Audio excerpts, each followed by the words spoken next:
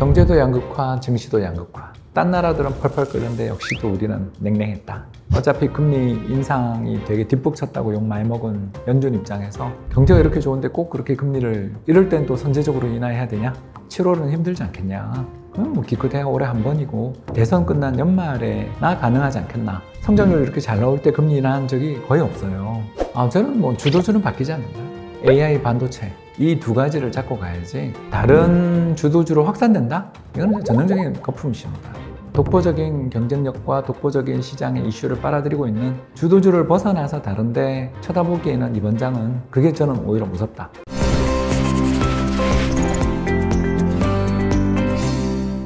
네, 자이언트TV 홍성용 기자입니다. 오늘은 홍춘우 프리즘 투자자문 대표님을 모시고 최근 이제 글로벌 경제 상황과 우리나라 경제 상황 그리고 이제 우리나라 증시 상황 관련해서 이야기를 나눠보겠습니다. 안녕하세요. 네, 안녕하세요. 반갑습니다. 네, 또 우리 홍 대표님 또 오랜만에 모셨습니다. 너무 요즘 바쁘신데 바로 이제 올해 상반기가 정말 숨가쁘게 지나갔습니다. 이제 반도체 위주 장세가 뭐 글로벌부터 한국까지 다 이 분위기로 이어졌는데요. 상반기의 경제 상황이랑 증시 상황 한번 총평 부탁드릴게요. 네, 경제도 양극화, 증시도 양극화. 이렇게밖에 설명을 드릴 수가 없는 것 같은데요. 경제는 수출 호조 속에 내수가 전망이 더 나빠지는 것 같고요.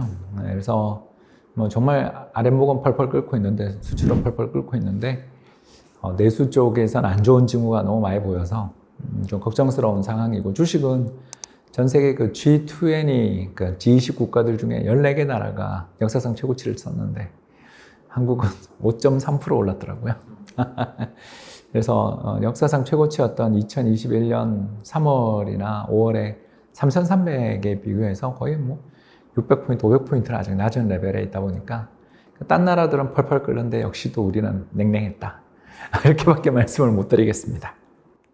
다른 나라는 펄펄 끓는데 우리는 냉랭했다라는 말씀이 조금 가슴이 아픈 부분이긴 한데 말씀처럼 요런 장세가 펼쳐지는 가운데 얼마 전 나온 이제 5월 PCE 지표가 이제 근 3년 내 최저치라는 결과를 받아들면서 이제 미국발 금리 인하가 확실해졌다. 뭐 최소 1회는 당연하고 뭐 2회까지도 연내 가능할지도 모른다라는 얘기도 나오거든요. 이제 뭐 하반기 경제 흐름은 그럼 좀 어떤 식으로 펼쳐질까요? 네, 일단 두 가지 불확실성이 좀 우리 경제, 세계 경제에 이제 걱정인데 첫 번째 불확실성은 미 대선. 얼마 전에 TV 토론 보고서 다음 대통령은 거의 트럼프로 한 90% 굳어졌구나라는 느낌이 들더라고요. 솔직히 바이든 대통령이 말씀하시는데 저도 원래 히어링은 안 좋지만 하나도 안 들리더라고요. 그러니까 이게 뭔가 좀 컨디션이 안 좋으면 뭐 좀 다른 조치들을 취하거나 미리 이야기를 하던가 했어야 되는 것 같은데 되게 너무 상태가 안 좋아 보이셔서 저러다 정말 대통령 연임했다가 거기서 좀 안 좋은 일을 겪는 거 아닌가 싶을 정도로 걱정스러워서 이게 이제 앞으로 불확실성이 될 거고 두 번째 불확실성은 미국 경제가 너무 좋다라는 거죠. 그러니까 PC 디플레이터 물가가 떨어진 거, 그러니까 안정된 것만 이야기하시는 분이 많은데 같이 발표된 실질 개인 소비 지출이 전월 대비 0.3% 늘었거든요. 그게 0.3이면 연율로 환산해 보면 4%, 5%잖아요. 그러니까 경제 성장률이 이렇게 잘 나오는 중인데 물가 좀 안정됐다고 바로 금리를 인하한다? 어차피 금리 인상이 되게 뒷북 쳤다고 욕 많이 먹은 연준 입장에서 경제가 이렇게 좋은데 꼭 그렇게 금리를 이럴 땐 또 선제적으로 인하해야 되냐? 이런 질문들을 받을 수 있는 거죠. 그래서 어제 있었던 ECB 컨퍼런스에서 파월 의장이 물가 전망 좀 좋아지고 있어 라고 말하지만 그게 뭐 아직 더 지켜봐야 돼라든가 아직 도전은 있어 뭐 이런 이야기를 하잖아요.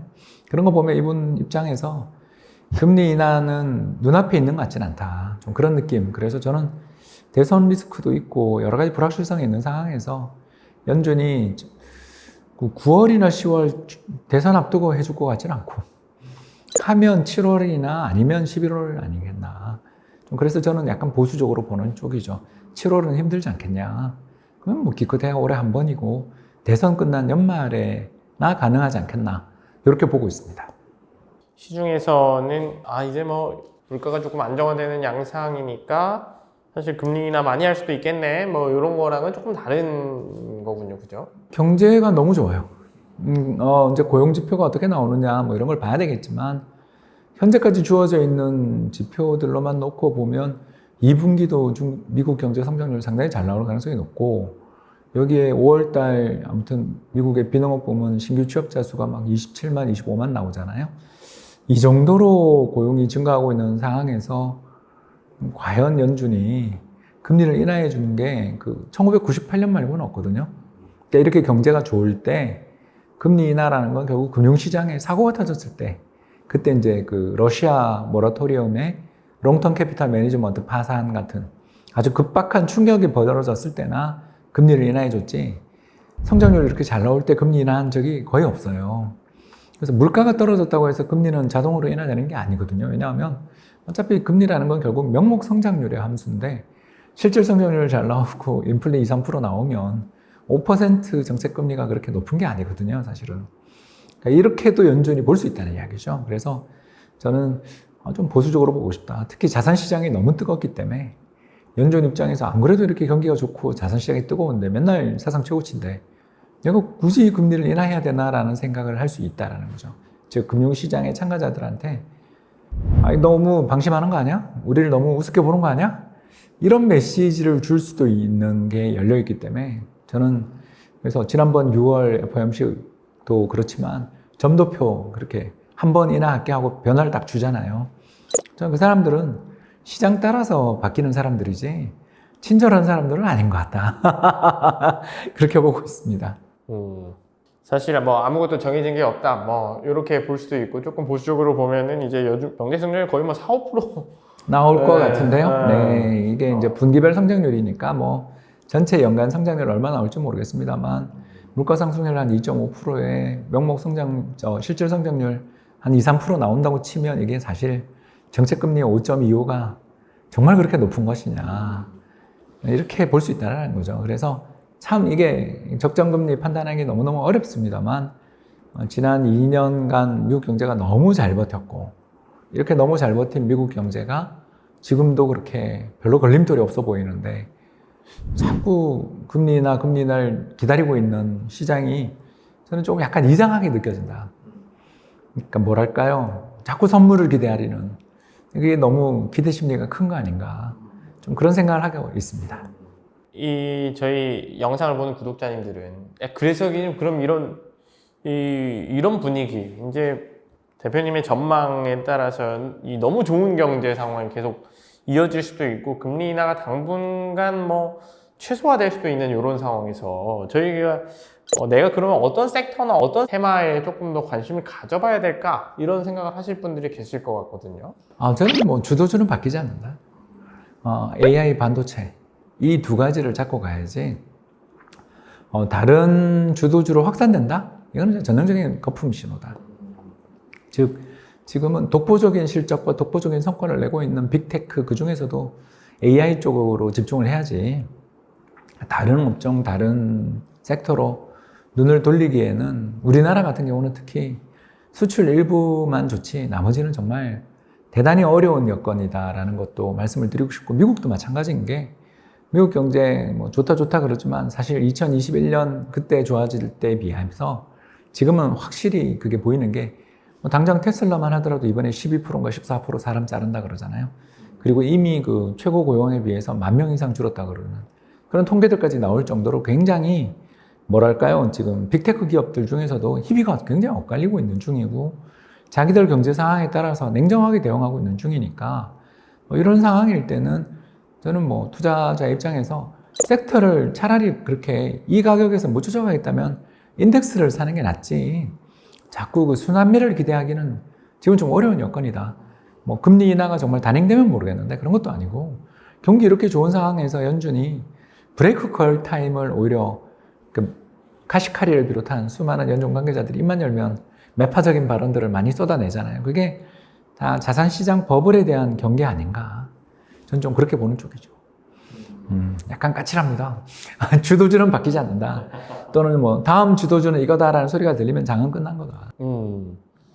그럼 이제 사실 올 상반기 주도주 뭐 작년 하반기부터 그렇지만 미국 중심의 주도주는 AI와 반도체를 합한 엔비디아라는 걸 뭐 누가 뭐래도 부정하기 얘는 어려워요. 어렵죠. 예, 여기에 이제 그쪽에 열심히 따라붙고 또 같이 투자를 하고 또 인공지능 관련해서 열심히 이제 성과들을 내고 있는 뭐 아마존이라든가 마이크로소프트 정도가 붙어 있고 구글도 열심히 하니까 뭐 그런 정도는 저는 주도주라고 보여지는데 뭐 AMD까지도 넣을 수 있겠고요.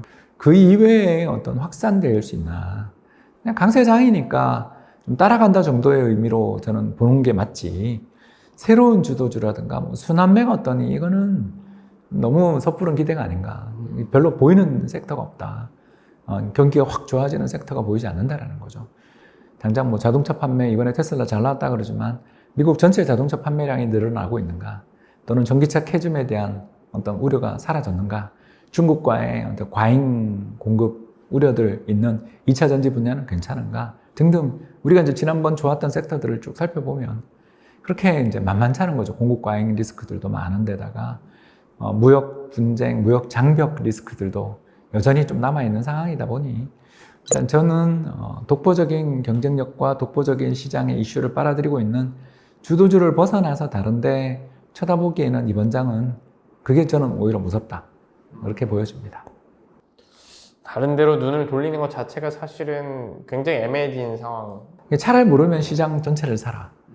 예, 그렇게 어떤 특정 섹터에 대해서 다른 섹터에 대해서 베팅하고 싶은 마음은 그 마음은 이해하지만 저는 자신이 없다. 이 장은 AI, 챗GPT로 시작된 장인데 거기에 지금 어마어마한 혁신 또는 새 버전들이 나올 때마다 정말 예전에 비할 수 없을 작년에 쓰던 것과 비교할 수 없을 만큼 좋아지고 있는 게 눈앞에 보이는데 저 같은 경우는 코파일럿 같은 경우를 유료결제해서 쓰는데 이게 좋아지는 게 확 보여요. 정말 이만큼 진행이 빠른 상황에서 이걸 대체할 만한 이게 지금 예전에 상상도 못하던 뭐 예를 들어서 음악을 창작한다든가 그림을 그린다든가 이런 걸 넘어서서 엑셀 파일을 만들어주고 워드 작업을 다 해주고 파워포인트를 만들어주고 있는 상황까지 가고 있는데 이거의 테마, 이거의 편의성, 이거의 어떤 집중력, 시장에 관심을 집중시키는 이런 것들이 금방 사라질 것 같지는 않다. 그러니까 결국 이거는 너무 공급 과잉이 돼서 이제 이익을 못 내는 상황이 오거나 아니면